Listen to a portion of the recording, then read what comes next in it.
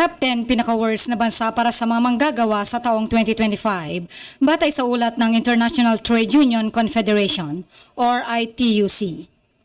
Pero bago yan ay huwag kakalimutang mag-like at subscribe sa ating channel para laging updated ka sa ganitong mga klaseng video.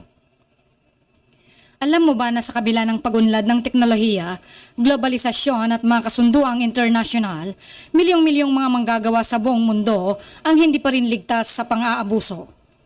Sa maraming mga bansa, ang karaniwang trabahador ay walang sapat na karapatan, walang proteksyon sa batas, at sa ilang matitinding kaso, pinapatahimik kapag nagrereklamo, minsan ay gamit pa ang karahasan.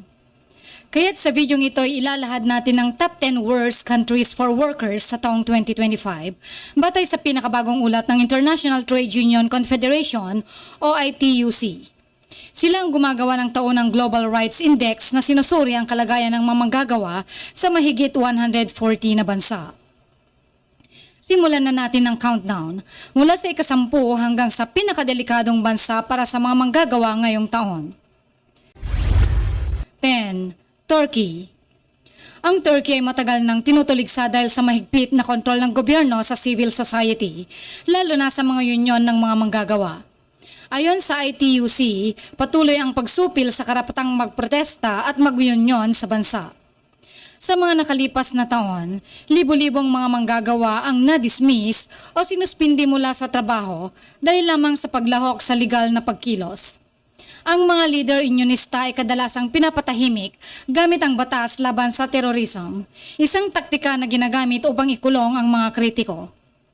Maging ang mga simpleng strike o welga ay tinuturing na illegal at marahas na binubuwag. Sa ganitong klima, imposible halos ang makipaglaban para sa mas mataas na sahod o benepisyo. 9. Tunisia. Dati kinikilala ang Tunisia bilang isa sa pag-asa para sa demokrasya ng North Africa matapos ang Arab Spring. Pero ngayong 2025, isa na ito sa mga mapanganib na lugar para sa mga manggagawa. Ayon sa ITUC, ang mga union ay kinukuyog ng mga legal at politikal na atake.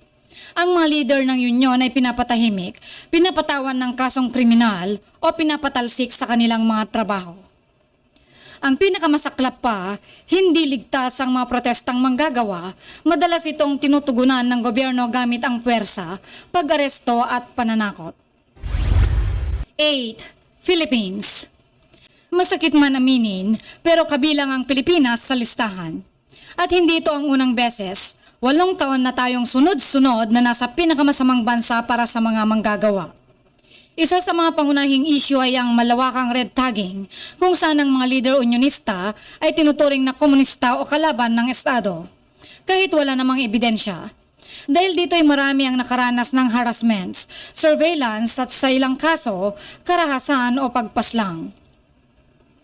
Bukod dito ay maraming kaso ng pagbasura sa karapatan sa collective bargaining, union busting sa pribadong mga sektor at panggigipit sa mga nag-oorganisa sa mga economic zones.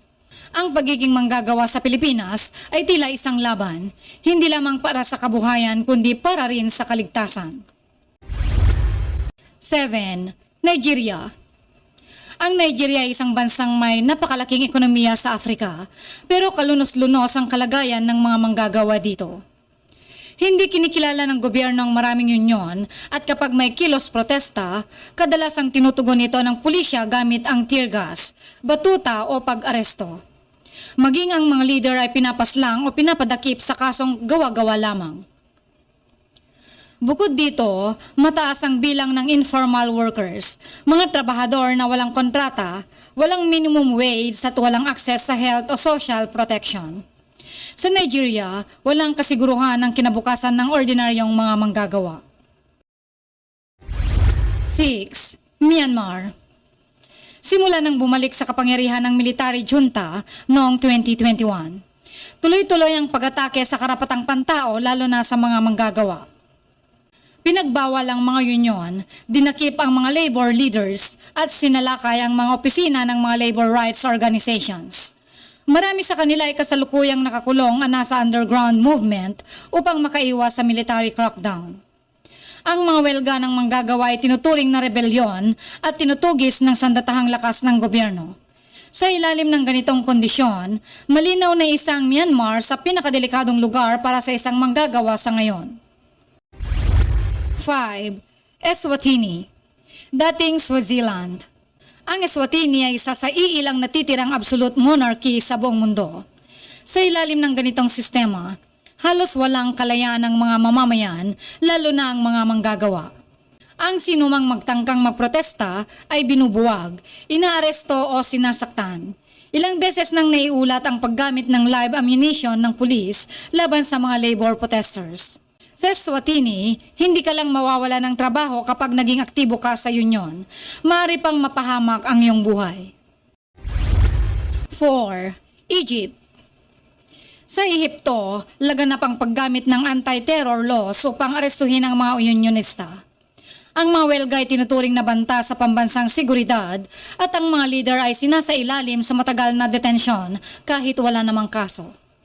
Ang mga kumpanya naman ay malayang nagsasagawa ng union busting na hindi naman pinipigilan ng gobyerno. Sa ganitong kalagayan, takot ang mga manggagawa na magsalita, mag-organisa o humingi ng makatarungang kondisyon sa trabaho. 3. Ecuador. Ang Ecuador ay nahaharap sa matinding labor crisis. Ang mga manggagawa sa sektor ng transportasyon, agrikultura at serbisyong pampubliko ay madalas nagwewelga, ngunit sa halip na tugunan ng mga hinaing, sinasagot ito ng gobyerno ng karahasan. Pinapatalsik sa trabaho ang mga sumasali sa kilos protesta, habang ang mga leader ay dinadakip sa mga gawa-gawang kaso. Ang collective bargaining ay halos hindi na praktisado at ang mga batas ay mas pabor sa employer kaysa sa mga manggagawa. 2. Belarus. Isa sa pinakabrutal na bansang tinutukoy ng ITUC ay ang Belarus. Dito, ang paggawa ng union ay tinuturing na subversion. Hindi lang ito pinipigil, ito ay tinutugis. Maraming leader ng union ang kinukulong, tinanggal sa trabaho o napilitang tumakas sa bansa. Ayon sa mga ulat, pinipilit ng gobyerno ang mga union na sumunod sa kanilang linya at ang sino mang hindi susunod ay pinapasara. Ang boses ng mga manggagawa ay literal na itinuturing na banta sa estado. 1. Bangladesh. At sa unang pwesto, ang pinakamasamang bansa para sa mga manggagawa sa taong 2025 ay walang iba kundi ang Bangladesh. Bagamat ito ay isa sa mga pinakamalaking garment exporters sa buong mundo, ang mga manggagawa rito ay nagtatrabaho sa mapanganib, mababang sahod at halos alipin na kondisyon. Napakarami sa kanila ang nagtatrabaho ng lampas 10 oras kada araw, 6 na araw sa isang linggo at sa masisikip at delikadong mga pabrika. Ang pagtanggi o pagrereklamo ay maaaring humantong sa tanggalan, harassment o kahit pisikal na pananakit. Ang mga welga ay binubuwag at ang mga nag-oorganisa ng union ay mga inaaresto. Isang trahedya na kahit ang mga gumagawa ng mga damit na binebenta sa buong mundo ay halos walang karapatang magsabi ng sapat na. Ang karapatang magtrabaho ng ligtas, patas at may dignidad ay hindi dapat maging pribilehyo. Ito ay karapatan ng bawat isa. Pero habang may mga bansang hindi kumikilala sa boses ng mga manggagawa, dapat nating palakasin ang suporta sa mga union, sa mga aktivista at sa mga batas na tunay na nagtatanggol sa karaniwang mga tao. Kung may natutunan ka sa videong ito ay huwag kalimutang i-like, i-subscribe at i-share na din ang videong ito sa iba dahil ang kaalaman ay sandata. Hanggang sa susunod na episode, kaibigan, tayo ay maging mapanuri at ipaglaban ang karapatan ng bawat manggagawa.